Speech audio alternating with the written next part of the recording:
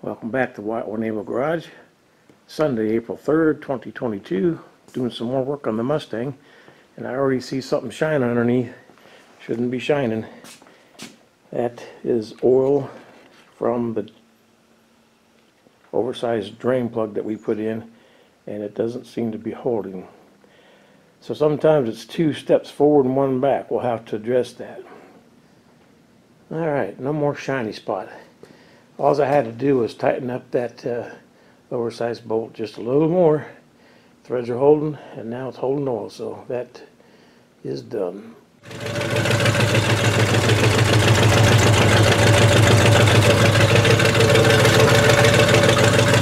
The exhaust note on this car would indicate that we have a dead miss. And so I went ahead and looked up the firing order. I'm not really a Ford guy. Couldn't tell you what it is, but wrote them on the cap. Well, I should say wrote it on the wires. Good grief. And the distributor rotates counterclockwise. And you have number 1 cylinder through 4, and then 5, 6, 7, 8. So I'm going to take each one of those off individually and see if we can identify which cylinder is not contributing.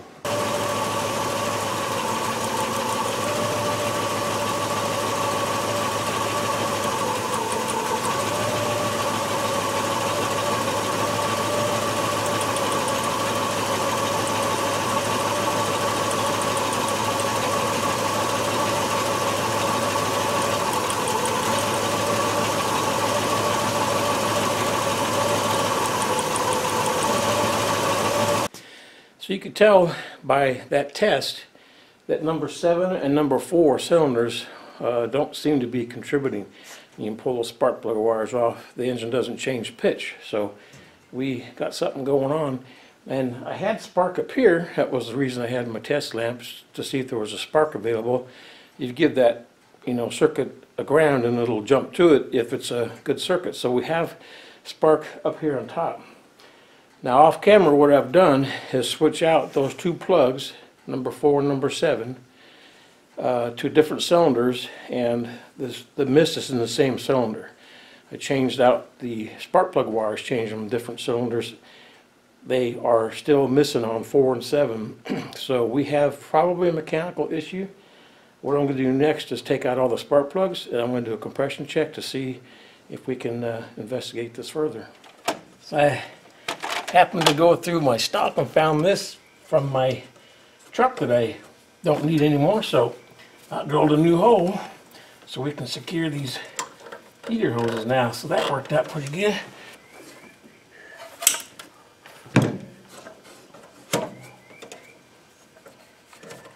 There. Now I get these wires taken care of, and that's going to look pretty good. Power steering fluid is not even on the dipstick, so it's obviously low, so we'll get that topped off.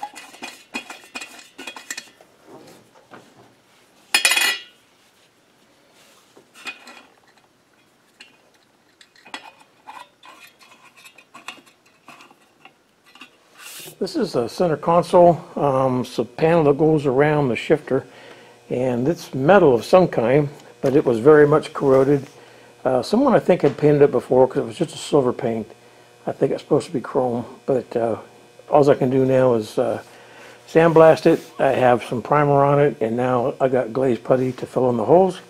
I want to keep working on it to get it all smooth, and then we'll just put some more chrome, fake chrome silver paint on it and make it look a little nicer. Put a coat of glazing putty on the primer, let it sit up. You sand it off, and you should get the result something like this. You can see where it's filling in all the little pits there in low areas. That's what you want to see. And then I'll put some more primer on it next. I attempted to spray center console with the silver, and it kind of backfired on me. It sputtered and spewed out everywhere. Alright, got to sand that and start over. I want to see if I can make up a little nicer return spring here.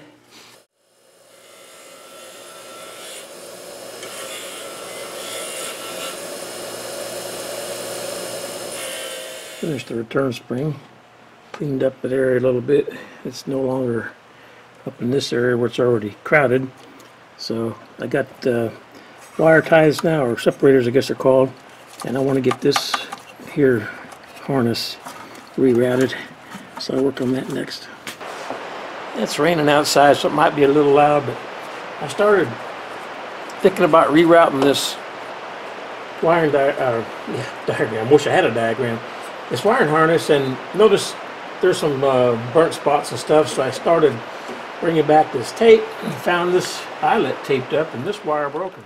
Yeah, it's a little dark, but I got this wire cleaned up now with a some protective cover there. Trying to save this console because it's $1,200 to replace. So I've painted the black areas, cleaned up the silver. That center panel you saw me work on was going to go here, and this piece here is broken.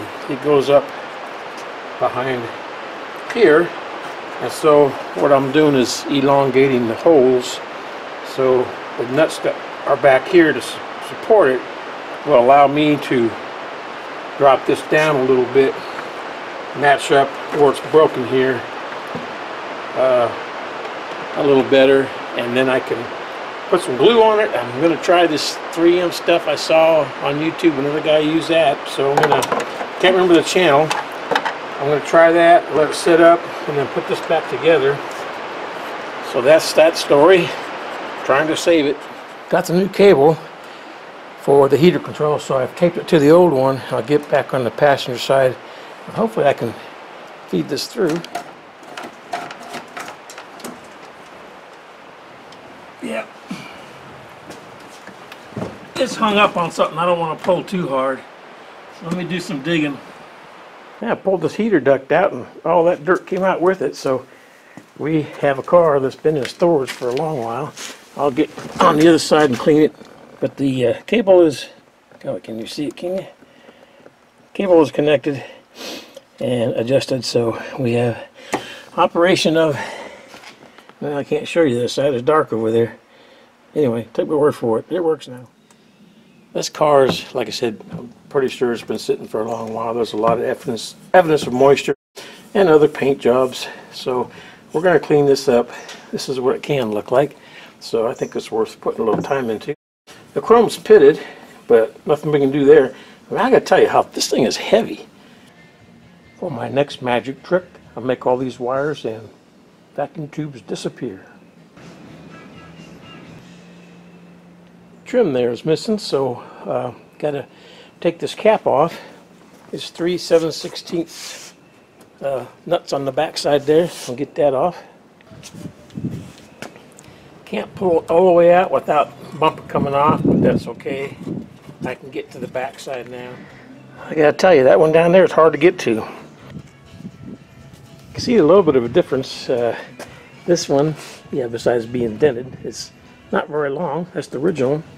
And this one from aftermarket brings that line all the way down to the bumper. Looking into the dashboard area behind the steering wheel, you can see the speedometer cable. Every time I get in here and start thinking about looking at wires for the gas gauge and find out what's not working, I see things like this.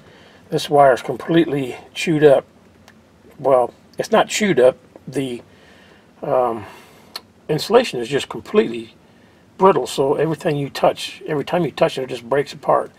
So it's been doing that over the years, and I don't know what the circuit is even, but it's 12 volt at least, and if it hits ground, there's a fire. So I'm going to have to replace that wire. You can see what I have removed from behind the dashboard. That is the remnants of a additional headlight switch he installed to bypass an intermittent problem with his headlights not working. Now the headlights, man, let's see if I can get my hands turned around. The headlights work now, at least in the 4 now.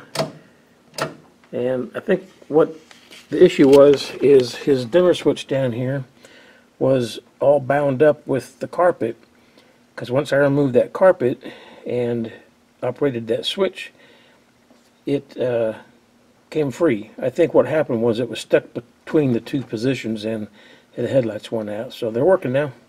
Easy fix. Got you up close and personal. The heater's on, so I want to make sure you could hear me.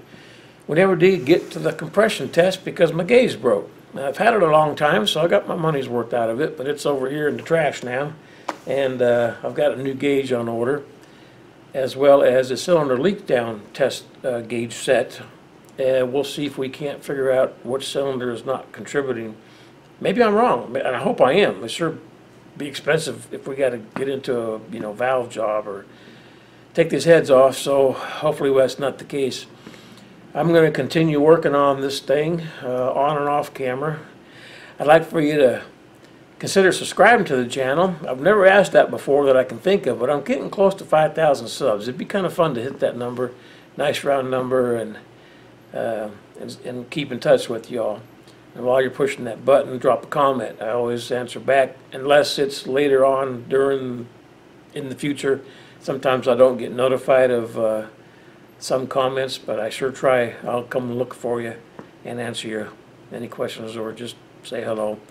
So with that, I'll let you go, and I sure appreciate y'all. I'll see you in the next video.